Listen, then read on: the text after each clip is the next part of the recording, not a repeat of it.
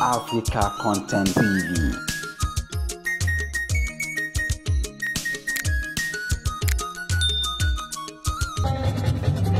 Láti jẹ́ Timothy Alábí ọ̀rọ̀ ìwá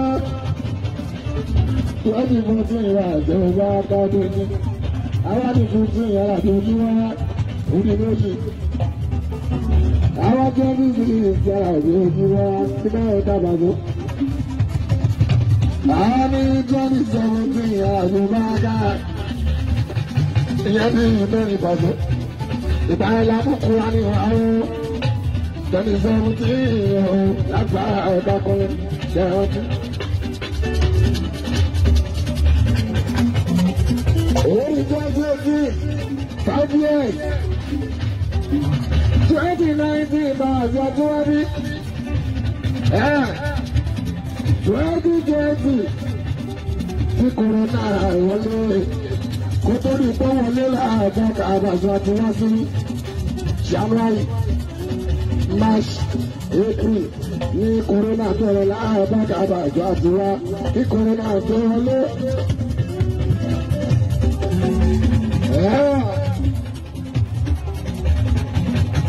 Ìyẹn ló bá lórí náà ètò ìbàdàn.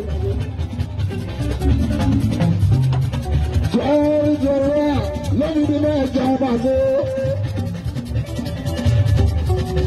Láìpẹ́ 2022.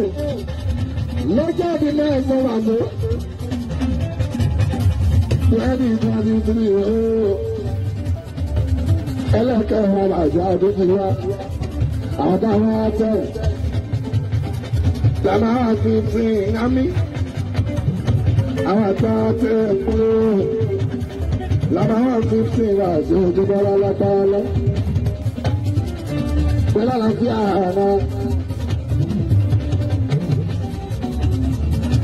Bàtọ́bà tí wọ́n tọ́ lẹ́bi 2014 ẹ̀rí bọ̀tọ̀ lórí kí ló ní.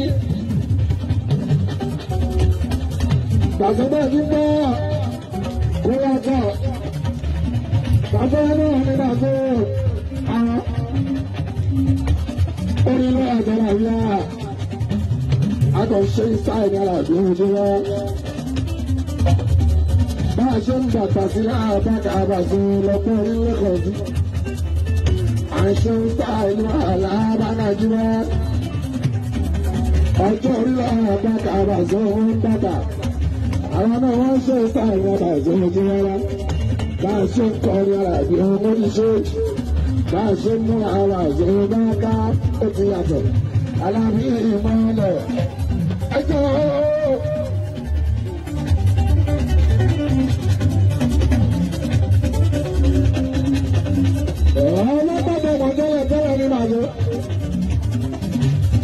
Ìyàtọ̀ bí ẹ̀rọ àrùkọ́ ló bá tó.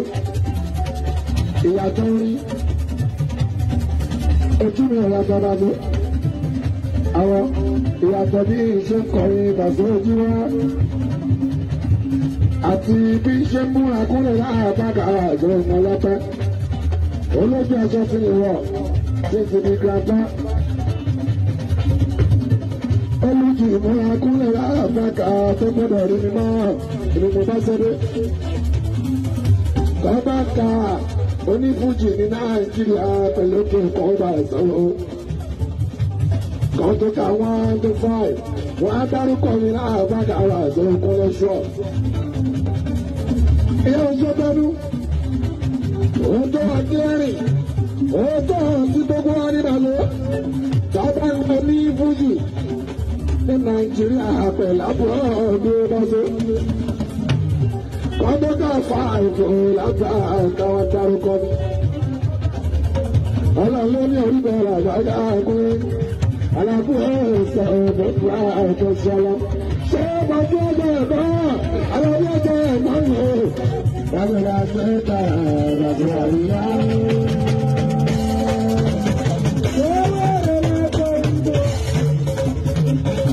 Bàjọ́jú dàdé.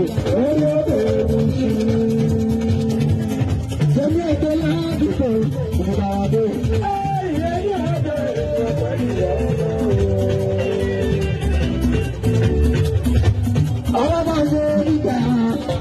òjijì ẹni òjò sẹ́ni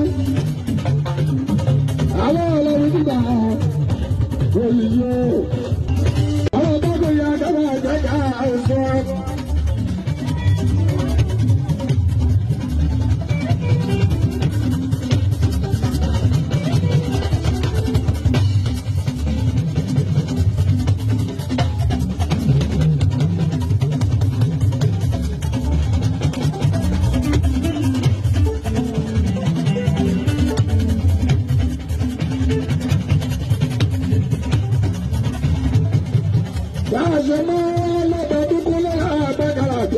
Every day of January.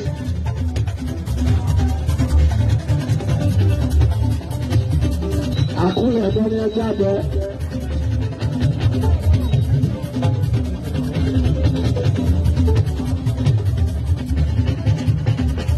Láàṣẹ máa wá lọ́dọọdún. Every day of January. Alhamdulillah. Báàkúrẹ́ wá. Year 2023. Lavaka and Shalom. Àwọn kan sọ̀rọ̀ wọ́n fi àwọn àtàkà àgbàdo. Ó bẹ̀ sàn kan bí nǹkan ti pèlè ní ìyára ìlú ojúbọ lábájú. Àwọn ẹni tó láwọn bá láti ojú wá. Tóbi fẹ́ tó ní síwákọ̀, òun ló jọba ọ̀tọ̀ àwòrì. Ẹgbẹ́ jáde ó bá a sí ló fọ́ àtọ́.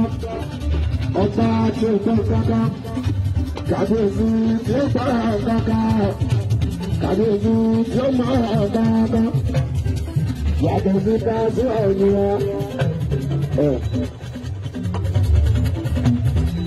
Àti wọ́n wá sí ní.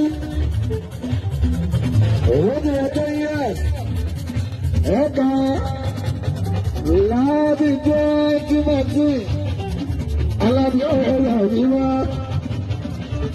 wọ́n ti fún tún ìwà àjọba káàdé ní àwọn ti fún tún ìyá àti ojú wá òní méjì àwọn jẹ́ níbi ìjà àti ojú wá tí báyọ̀ dábàá àwọn ní jẹ́ ní sọ́wọ́ tún ìyá àjọba káàdé.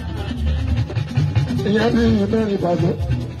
Ìbáyọ̀ lábùkù wa ní àwọn tẹ̀lé sọ́run tí ìhòòhò lágbára ọ̀dọ́ kan ṣe ọtí. Òun ìjọ ìjọ́sí 5 years 2019 bá àjọ tó wá bí. 2020 tí kòrónà ìwọlé.